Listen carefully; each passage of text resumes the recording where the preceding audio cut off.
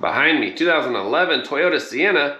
We're going to be replacing the transmission fluid and filter. First thing we want to do, jack the vehicle up on both sides, get plenty of room so we can slide under. Then we'll pull the driver tire off. Let's get started. With the tire off from the wheel well, we want to remove this plastic cover. We have two 10mm bolts and one clip. To get that clip, just use a pick or something straight, screwdriver, whatever you have, and just push right on the center, and that disengages it. And this clip can pop right out. Easy peasy. Get our 10mm.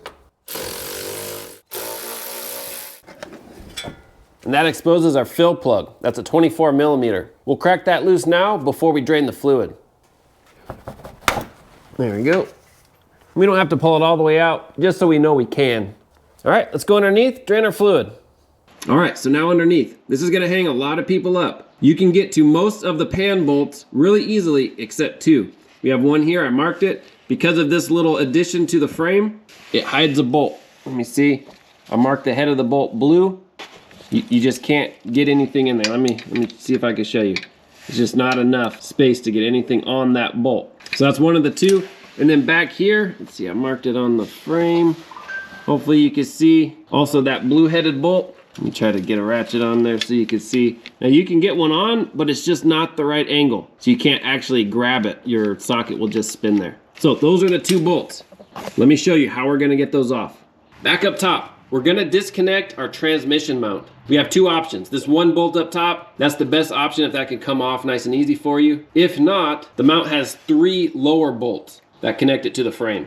So either this one up here or the three lower bolts, either way. Once the mount is separated, we can jack the transmission up just enough, and that'll give us easy access to those two harder bolts. This is a 19mm. Fits in there just perfect. Give it a tug. There we go. Now if I keep ratcheting this out, I'm gonna get stuck here on the body of the car. So I'm just gonna take this out. I have a ratcheting wrench that's gonna finish it off, or a standard wrench, whatever you have. It actually moves pretty easy. I might be able to get it with my fingers. Oh yeah, nice. So let me show you where we're gonna put the jack. So we can place our jack right behind the oil pan. This is our oil pan. There should be a good spot where the CV axle goes into the transmission. That's a nice solid part of the case. Another spot is on the bell housing on the side of the oil pan. There's another hard part on the case. We just don't want to use the pan, but a solid part of the case. So let's jack it up.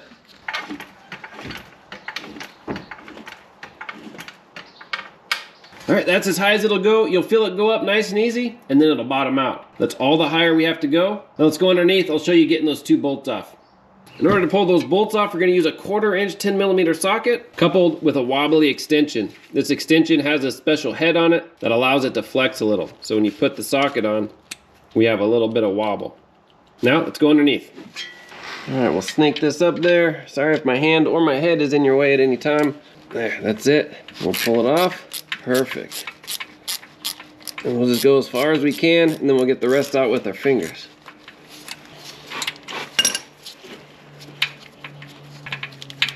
There it is. Okay, that's one bolt. Let's get the other one. All right, here we go. Okay, crack it loose. There we go. Oop. That's it. Bolt number 2. Now we can go ahead and lower our transmission down. All right, there we go. Now let's drain the fluid before we pull the rest of the bolts off. I just want to throw out a little side note. There are two different transmissions on these Siennas, and how you can identify them is how many bolts are on the pan. There's an 18-bolt pan and a 19-bolt pan. This is an 18-bolt pan. So if you count your bolts and you have 18 bolts, then your process will be exactly the same as this one. But if you have a 19-bolt pan, the bolt pattern is a little different. So I'm showing you where two bolts are that are hard to get to. The 19-bolt pan, those bolts may be in a different location, but the solution is similar. You can jack the transmission up and get to it just as easy.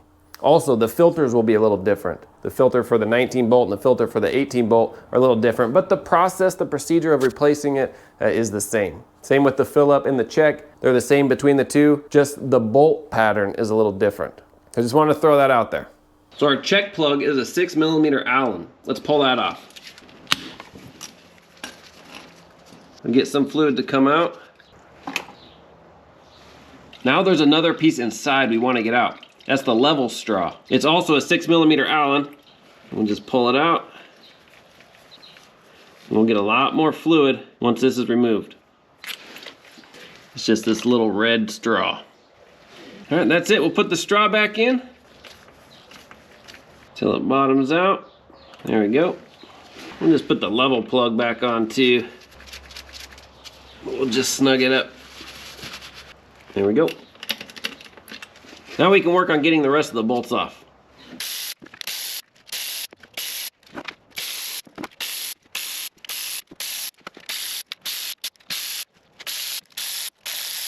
For this last one, have your catch pan underneath. There's still going to be a lot of fluid that drips off of the transmission.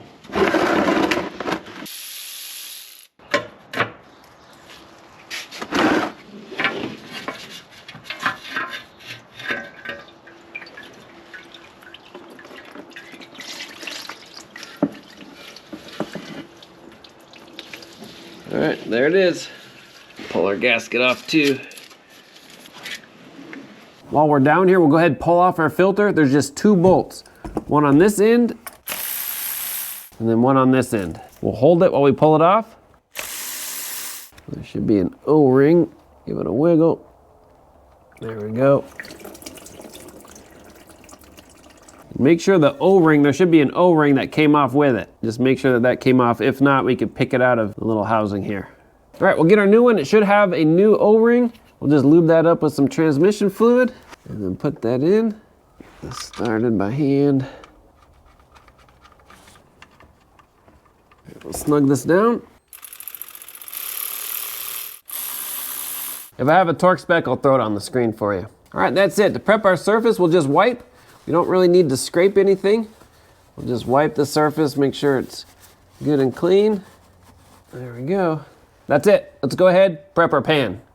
There's not a whole lot to our pan. Again, you don't really need a scraper. We're just gonna wipe it off with a rag just to get any grit or anything. There we go.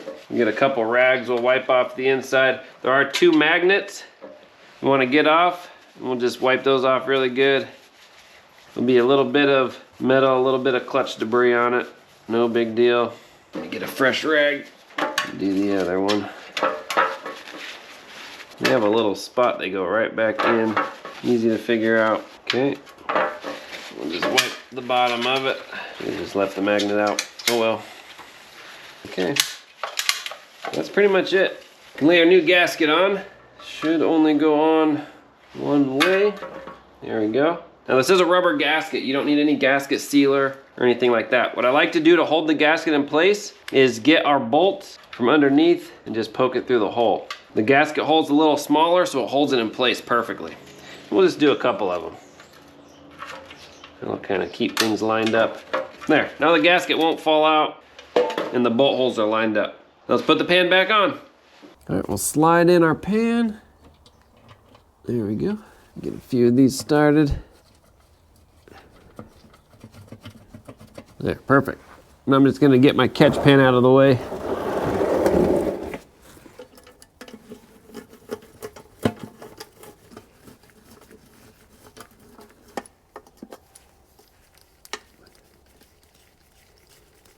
All right, we'll tighten these up in a crisscross pattern.